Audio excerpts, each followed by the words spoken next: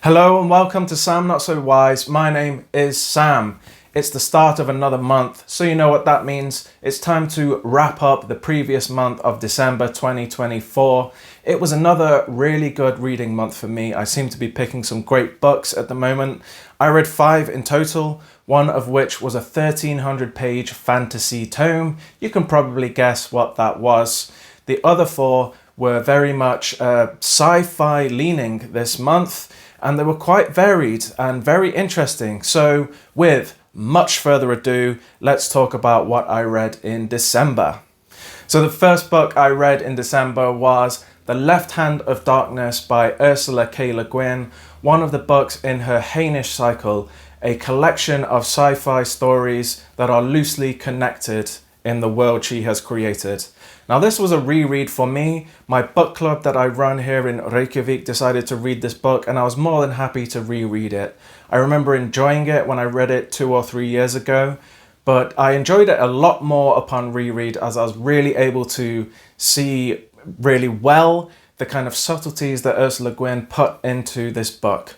A brief description of the story is this world of the Hainish cycle has a big collection of around 400 planets, a big society called the Ecumen.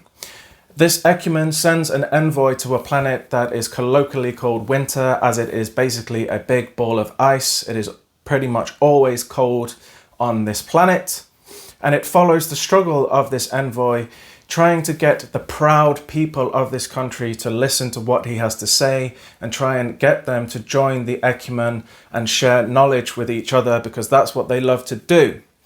We then follow all the political machinations between two countries as they kind of fight over what to do with this envoy and with the news he brings that they aren't alone in the universe.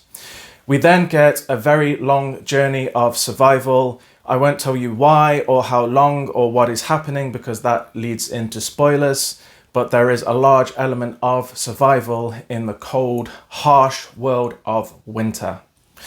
Now, the world's biggest element, aside from it being a frozen wasteland a lot of the time, is that the people of this world are non-gendered until basically it is time to have the sexy time and make the babies.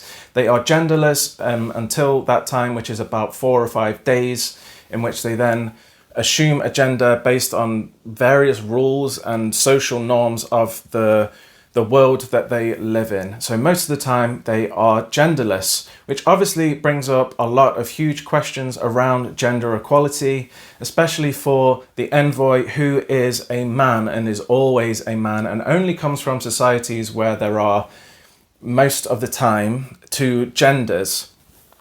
It is quite funny and interesting that they find him repugnant, that he is always a man. They see him as like a sexual deviant, like he's always randy because he basically always has a penis, which is weird to them. And I basically just found so many subtleties with how Ursula K. Le Guin explored this gender question within this book. There are a lot of more obvious ways of dealing with this theme, which she does within this book, but there are so many subtleties that she employs as well, which I found quite funny at times. The envoy is extremely just kind of ignorant in many ways, that a lot of men were back when this was written, and definitely still are now. So a lot of these questions are still relevant, which is brilliant to read. Other themes we find in this book are those of friendship, othering, using people as pawns for political gain, communism versus capitalism, nationalism, and many more. Ursula K. Le Guin is a thematic writer, and this tiny book is absolutely packed full of them. We also know that Ursula K. Le Guin is a master of prose, and there is some absolutely beautiful writing in this book. It is not heavily plot focused, and you do kind of need to pay attention to what's going on because she doesn't hold your hand, and there are a lot of terms that we need to get used to. It does kind of read a little bit like a fantasy in some ways because of the kind of feudal systems and not feudal systems, and just kind of a lot of political maneuvering and the way that systems are built. but it is very much a sci-fi book, and I think it would be good for sci-fi beginners who are theme-driven readers. A really excellent book. I need to read more within the Hainish cycle. So the next book I read was the big one. It was Wind and Truth by Brandon Sanderson, the 5th book in the Stormlight Archive, which concludes the first half of the Stormlight Archive story as a whole. I read this in a bit of a rush to see whether it would sneak into my top 10 of 2024, and guess what? It did. That's a spoiler for my top 10, but if you want to find out where it ranked and any of the others of the top 10, I'll put a link in the description, of course. Now, I don't want to go into too much detail because it's hard to talk about a book 5, but also I did speak about my thoughts quite a lot in that top 10, so you can find out what I thought there. But I'll talk about it obviously a bit now. But the biggest thing about this book is it is a book 5. It's the ending of an arc written by the biggest name in fantasy right now. So basically, there could not be more pressure on this book. There was so much expectation, so many hopes on this book ending in a beautiful way. And I have seen some wildly disparate views on this book in the community, ranging from vitriolic displeasure to pure glee, and obviously a blend of the two. It's really not certain in any way, which is interesting, but I'm also finding some of the reviews to be just hyperbolic in both directions. For me, it was my favourite Stormlight book. I read all of the Stormlight Archive this year, and it does just make it as my favourite book.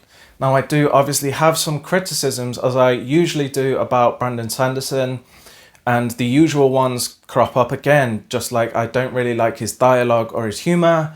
And this book is overly long. It could be 200-300 pages shorter, but are we surprised? That's the case with all of the Stormlight Archive books, in my opinion, and just most of his books that I've read. Also, I think some of the themes and storylines within this book were a little bit ham-fisted in their execution. Now, not all of them. There are so many arcs, so there's only a couple that I felt that way about. I have a lot to praise about this book. Personally, I enjoyed the structure. It is differing in structure to the previous books. It is over 10 days, and we basically count down the 10 days until the big event that's happening at the end of it. And I found this to be a really big builder of tension, and I personally really enjoyed that. I know some people haven't.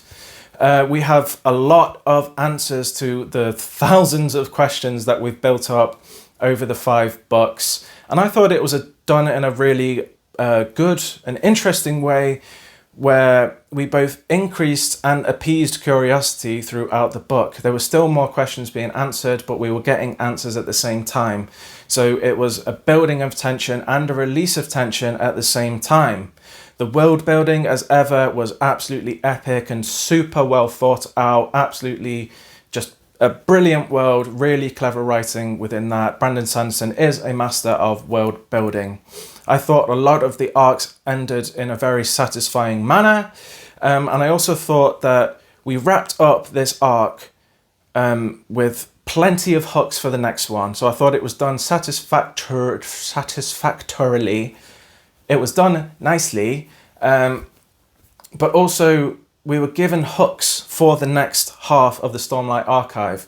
And I didn't think I would be looking forward to the second arc that much, but now I am. I am interested, and it's kind of a shame that we have to wait many, many years to get book 6 in the Stormlight Archive for me. But also the biggest thing for me was the subtlety in this book. It's my favourite part of this book is that there was a lot more nuance brought into this book. It's not just people flying around and fighting and shooting magic at each other.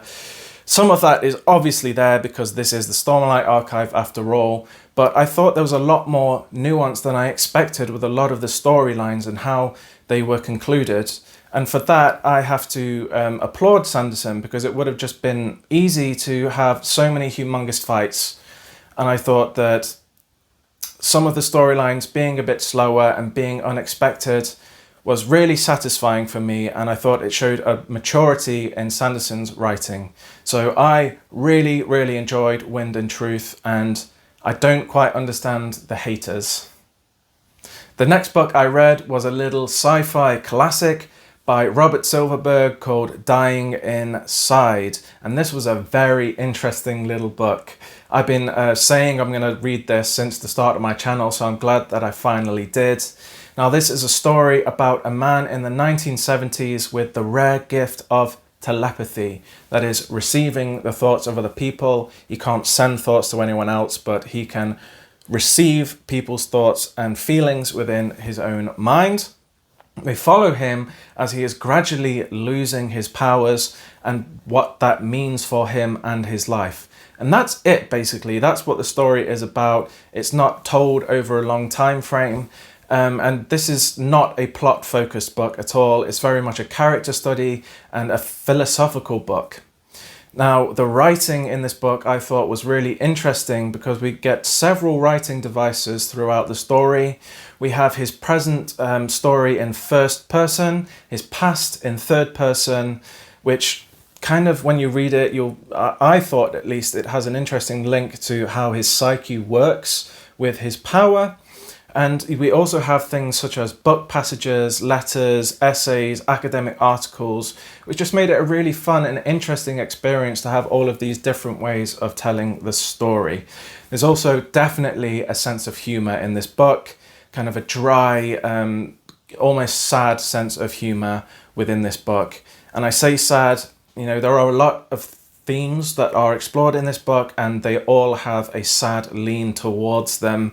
Very much about things such as the loss of identity, what it means to lose something that you have been doing for most of your life, the entropy of depression and how it just keeps going, loneliness and feeling like an outsider. So yes, not a very happy book. So if you're looking for cozy whatever, you're not going to get it here.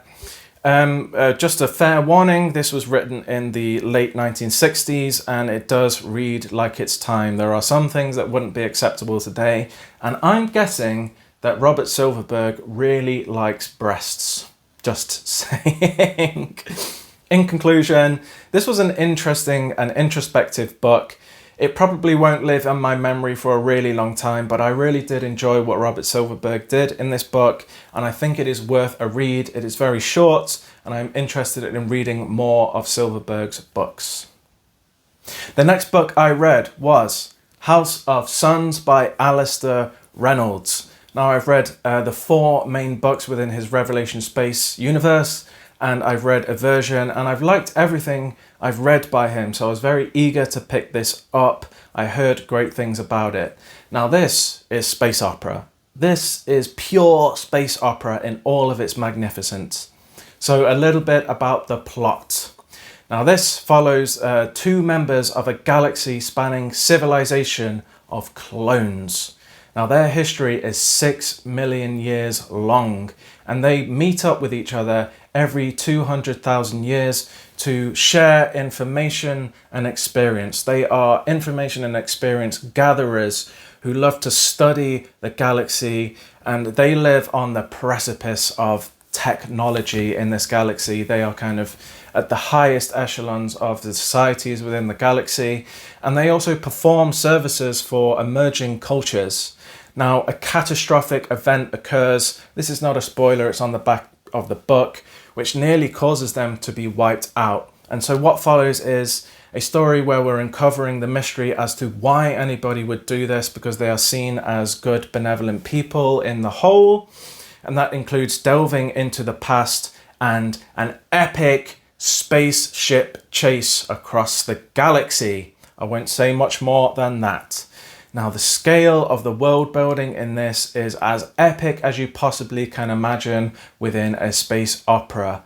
We have just humongous distances, huge time scales, relativity of time that comes along with traveling through space, sentient and powerful robots, interesting aliens, huge spaceships, and mind-boggling tech. It has everything you want from a space opera. Now, this book does not hold your hand.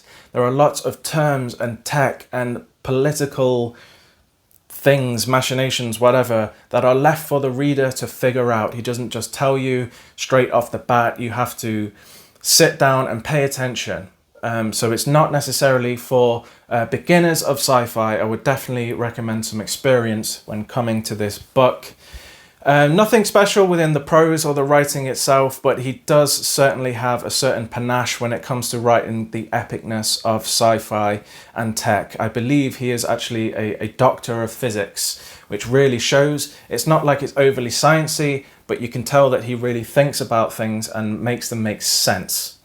Now, the pace, I thought, within this book was really nicely balanced, which is my favorite, where we have a lot of epic scenery, mixed in with slower moments of more contemplative nature.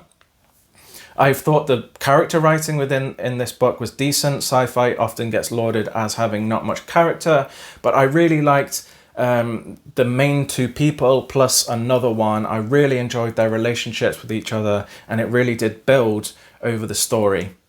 The strengths of the book are definitely within the mystery as to why this big catastrophe happened. That is a big mystery that is unfolded over time, and it is intriguing. And the sci-fi concepts are just wonderful. If you love that kind of stuff, you are going to be absolutely in a wonderful playground here. But the thematic work can also be praised too. He did put some thought into why he's writing this. It is all about the fleeting nature of memory, relationship, and strength in relationship against diversity, extending friendships to those who are different to you, enjoying the present, and the futility of vengeance. I also thought that the ending of this book was a little bit more surprising than I thought. It's not like some huge reveal or anything, although we do have reveals, but I thought it was done in a beautiful way, the end of this book, and very subtle, and just gave me warm feelings. And I think this world has a lot more that it could offer. I don't think he plans on telling any more stories within it, but if he wanted to, there are so many stories that could be told in this universe. This was an excellent book. Alistair Reynolds continues to be a great author for me. So the fifth and final book I finished in December was The Paper Menagerie and Other Stories by Ken Liu. Now, I finished this last, but I read it over the space of about 3 weeks, using the stories as palate cleansers between books or during the bigger or heavier books that I was reading in December, which was a great way of experiencing this book, this collection of stories. Now, I released a video fairly recently about how I'm not really understanding short stories through the collections that I've read so far. I'll put a link to that in the description. So did I finally understand a collection? Did I finally enjoy a collection of short stories? Yes, I absolutely did. This is by far my favorite collection of short stories that I have read. Not that I've read loads, but this was really brilliant. Now, it's obviously very difficult for me to talk about what this is about because it is a collection of short stories and I'm not going to go through each one. The stories are of varying length, including 2 novellas, but all of them involve some kind of sci-fi or fantasy element. Now, there is a highly emotional undertone that runs through every single of the stories. He is a very emotional writer, and the writing is absolutely magical and beautiful. He is a really ethereal writer. I just really enjoyed his writing style. It really does hit your emotions. Each of the story has its own separate thematic focus, but this collection is absolutely dripping with thoughtful explorations of humanity. There are some themes that appear more than once, or kind of through most of the stories, and they are to do with things such as identity, both personal and national, the importance of history, cultural othering, ignorance, and loss of close relationships. Now, East Asia is also a central aspect of all of the stories and informs a lot of the thematic work. We have a lot of focus on China, Taiwan, and Japan, and this is often done either in relation to each other or in relation to the West, or a mixture of those. So if you like things that are inspired by East Asia, I would highly, highly recommend this. It is a truly beautiful collection, extremely thoughtful, stunning prose. The imagery is wonderful, and I teared up a few times. I remember with the title story, The Paper Menagerie, I was in the car, my wife was driving, and we were on our way to a family Christmas event, and I was like so close to tears running down my face, and it was beautiful. And now I'm extremely excited to start reading the Dandelion Dynasty, probably starting in February. A wonderful collection, I highly recommend it. Now I'll just give you quickly my TBR for January. So the first book I'll be reading is The Green Mile. I have already started this. I'm about halfway through, by Stephen King. One book that I'm definitely going to be reading is The Algebraist by my favourite author, Ian M. Banks, as I have a buddy read planned with Whitney at Secret Source of Storycraft and Bart at Barks Bookspace. Very excited to read a sci-fi story by Banks that I haven't read.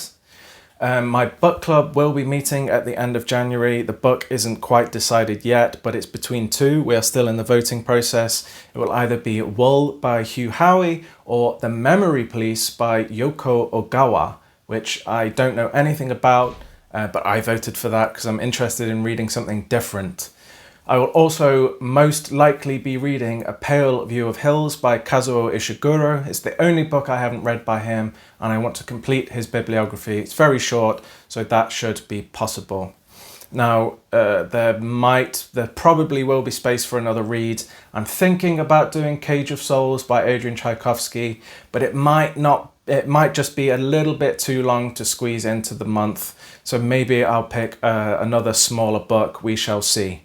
Now, I am starting university, my first year. I'm starting university in just over a week's time. So I have no idea whether I'll be getting any reads for that within the first 2 weeks of the term. So we shall see. Maybe I'll be reading something for university.